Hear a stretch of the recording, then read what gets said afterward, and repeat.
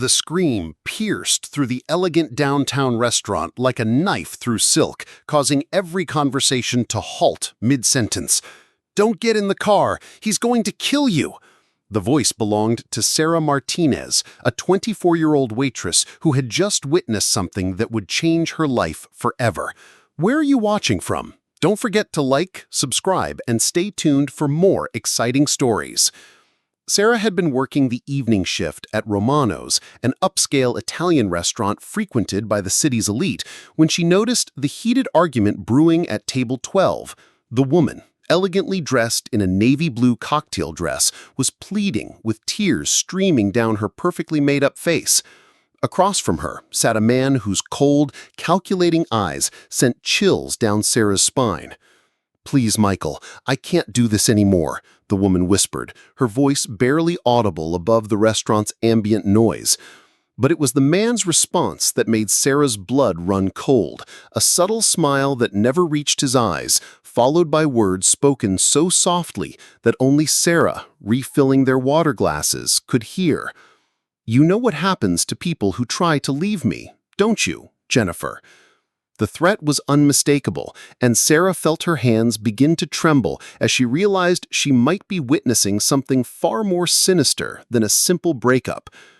As Jennifer rose from the table, her face pale with terror, Sarah watched Michael's hand move to his jacket pocket in a gesture that seemed far too practiced, far too threatening. Every instinct in Sarah's body screamed danger, but she was just a waitress. Who would believe her against someone who clearly had money and power? The couple moved toward the exit, Jennifer's steps hesitant and fearful, while Michael's grip on her arm was possessive and controlling. Sarah's heart pounded as she watched other diners return to their conversations, oblivious to the drama unfolding before them. She thought of her younger sister, of her own experiences with controlling men, and suddenly her fear transformed into something far more powerful, the desperate need to act. Without thinking, Sarah dropped her tray and rushed toward the exit, arriving just as Michael was forcing Jennifer toward a black luxury sedan parked ominously in the shadows of the alley beside the restaurant. "Don't get in the car! He's going to kill you!" Sarah's voice erupted from her throat with a force she didn't know she possessed, echoing off the brick walls of the narrow alley and causing both Michael and Jennifer to freeze in their tracks. Michael's head snapped toward Sarah, his eyes blazing with a fury that confirmed every terrible suspicion she'd harbored, while Jennifer's face flooded with a mixture of hope and terror. "Mind your own business, little girl," Michael hissed, his voice carrying the kind of menace that suggested he was used to having his orders followed without question. But Sarah stood her ground, her phone already in her hand, finger hovering over the emergency call button. "I've already called the police, and I'm recording everything." The bluff worked better than she dared hope. Michael's confident demeanor cracked slightly, uncertainty flickering across his features as he glanced around the alley, suddenly aware that his private moment of intimidation had become very public indeed.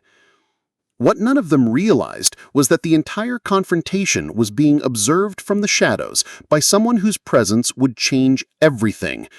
Alexander Stone, CEO of Stone Industries and one of the youngest billionaires in the country, had been leaving through the restaurant's private exit when the commotion caught his attention.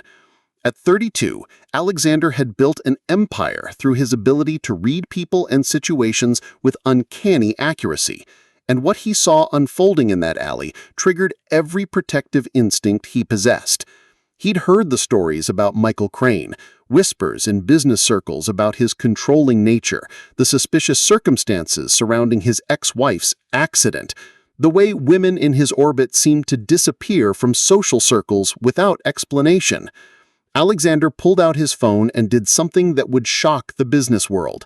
He didn't call his lawyers or his security team. Instead, he dialed 911 himself, then stepped into the light where his presence would carry the most weight. "I believe the lady said she doesn't want to get in your car, Crane." Alexander's voice cut through the tension like a blade, calm, but carrying the unmistakable authority of someone accustomed to being obeyed. Michael spun around, his face cycling through surprise, recognition, and calculation as he processed the identity of his unexpected observer.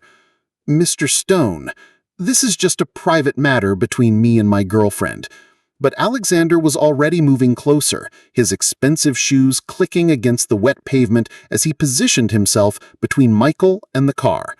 Funny thing about private matters, Crane, they tend to become very public when they involve threats and coercion.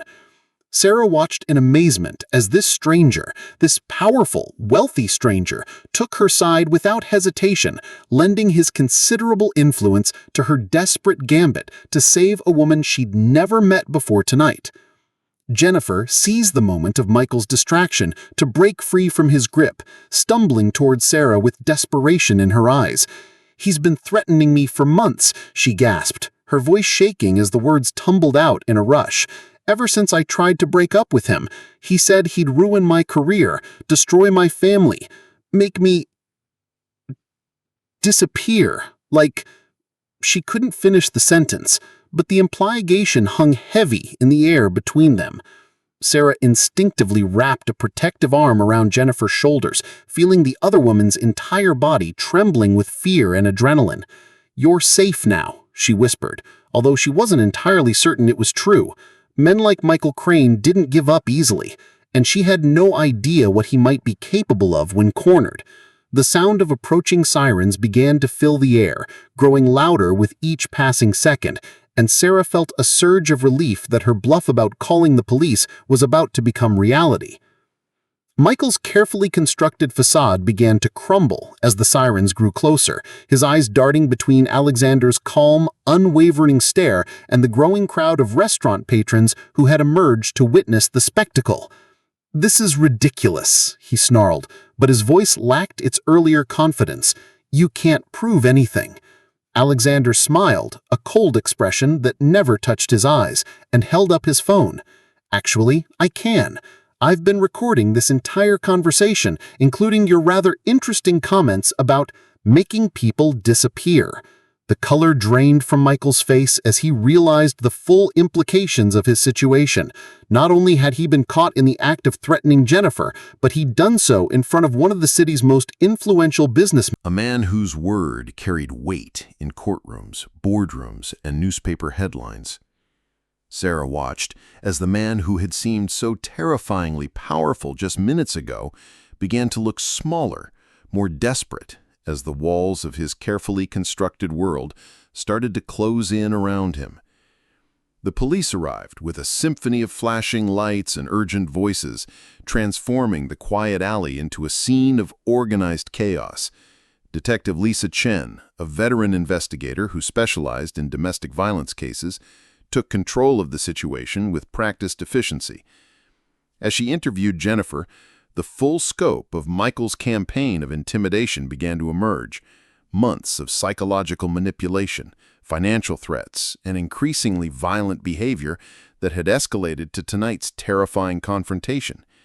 Sarah found herself giving her statement to a younger officer, her hands still shaking as she recounted the conversation she'd overheard and the moment she'd decided to act. "You probably saved her life tonight," the officer told her quietly, and Sarah felt the weight of that statement settle over her like a blanket, heavy with responsibility, but also warm with the knowledge that she'd done the right thing despite her fear. Meanwhile, Alexander stood apart from the commotion, making quiet phone calls that would ensure Michael's arrest was just the beginning of his legal troubles. As the police led Michael away in handcuffs, his threats and protests echoing off the alley walls, Jennifer collapsed against Sarah with relief so profound it was almost palpable. "Thank you," she whispered through tears. "I don't know how to repay you for what you've done." Sarah held her tightly, thinking of all the women who didn't have someone to speak up for them, who faced their terrors alone and in silence. "You don't owe me anything," Sarah replied softly. "We have to look out for each other." Alexander approached them then, his expression softer than it had been during the confrontation, and Sarah was struck by how different he seemed, away from the intensity of the crisis. Younger, more human, genuinely concerned rather than simply commanding. "I'd like to help," he said quietly, addressing both women. with whatever you need: legal representation, security, a safe place to stay while this gets sorted out. Jennifer looked up at him with wonder, as if she couldn't quite believe that strangers would go to such lengths to help her. But Sarah saw something else in Alexander's eyes. A recognition, perhaps, of his own power to make a difference when it truly mattered. In the days that followed, the story of the brave waitress who defied a dangerous man to save a stranger became front-page news. But for Sarah, the real story was quieter and more personal. Alexander had been true to his word, ensuring that Jennifer had access to the best legal representation money could buy, and more importantly, that she had the resources to rebuild her life free from fear. Michael Crane, facing charges ranging from stalking to terroristic threats, found his business empire crumbling as investors fled and partners distanced themselves from the scandal. But for Sarah, the most significant change was the job offer that came 3 weeks later. Alexander had quietly created a position at his company's charitable foundation, one that would allow her to help other women in situations like Jennifer's, while earning enough to support herself and her sister comfortably. "You have something that can't be taught," Alexander explained when she asked why he'd chosen her. "The courage to do what's right, even when you're afraid." Sarah's first day at the Stone Foundation was a revelation. She found herself in charge of a program designed to support women escaping dangerous relationships with resources she could never have imagined as a struggling waitress. Jennifer, now free from Michael's threats and rebuilding her confidence with each passing day, had become not just a friend, but a partner in the foundation's work, using her own experience to help others recognize the warning signs Sarah had spotted that night in the restaurant. The two women worked together to create safe houses, support networks, and legal advocacy programs that would ensure other women wouldn't have to face their terrors alone. Alexander, despite his demanding schedule running a multi-billion-dollar corporation, made time to personally oversee the foundation's growth, driven by a commitment to using his wealth and influence for purposes that mattered beyond profit margins. Sarah often found herself marveling at how one moment of courage in a dark alley had transformed not just her own life, but the lives of countless women who would benefit from the programs they were building together. As Sarah stood before the foundation's newest safe house 6 months later, watching Jennifer cut the ribbon while reporters documented the moment, she reflected on the incredible journey that had brought them to this point. The scared waitress who had screamed into the darkness was still there inside her, but she was stronger now, more confident in her ability to recognize danger and act decisively when others needed her help. Alexander approached from behind, his presence both commanding and comforting, as he surveyed the scene with obvious pride. "Any regrets about leaving the restaurant business?" he asked with a smile, and Sarah laughed, thinking about how different her life might have been if she'd chosen to stay silent that night. "None at all," she replied, watching as Jennifer embraced another survivor who had just found the courage to leave her abuser. "This is exactly where I'm supposed to be." The foundation had already helped over 200 women escape dangerous situations, each success story a testament to the power of speaking up, of refusing to look away when someone else's life hangs in the balance. The story reached its perfect conclusion 1 year later, at the Foundation's annual gala, where Sarah stood at the podium addressing a room full of donors, survivors, and supporters who had rallied around their cause. Jennifer was sitting in the front row, now serving as the Foundation's Director of Survivor Services, her face glowing with the confidence and joy that had replaced the fear Sarah first witnessed in that restaurant. Alexander had just announced a $50 million expansion of their programs, ensuring that the Foundation's work would continue growing and reaching women across the country who desperately needed their help. "One voice in the darkness can change everything," Sarah told the audience, her words carrying the weight of lived experience. But imagine what we can accomplish when we all choose to speak up, when we all choose to act. As applause filled the elegant ballroom, Sarah smiled, knowing that the scared young woman who had dropped her tray and rushed into an alley to save a stranger had found her true calling, not just saving one life, but building a movement that would save thousands more. The Foundation's motto, displayed proudly on banners throughout the room, captured the essence of their mission perfectly. Courage is contagious. One voice can start a revolution of hope.